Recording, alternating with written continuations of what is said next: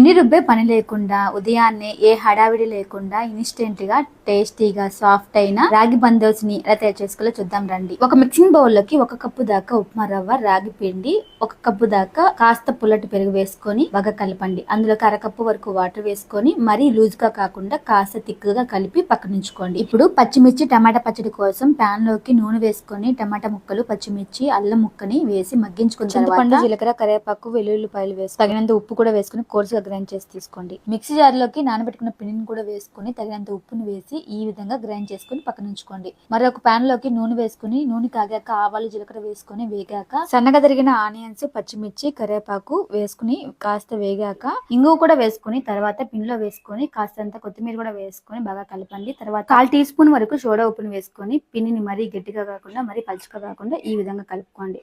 ఇప్పుడు తాలింపు ప్యాన్ లోకైనా లేకుంటే దోశ పెనం పైన కాసిన నూనె వేసుకొని ఈ విధంగా ఊతప్పల్లాగా వేసుకొని మంటని మీడియం ఫ్లేమ్ మీద వేగాక రెండో వైపు కూడా టర్న్ చేసుకొని అటువైపు కూడా ఎర్రగా వేగిన తర్వాత తీసేసుకోవడమే. అంతేనండి, ఎంత టేస్టీ అయిన రాగి బందోస రెడీ అయిపోయింది.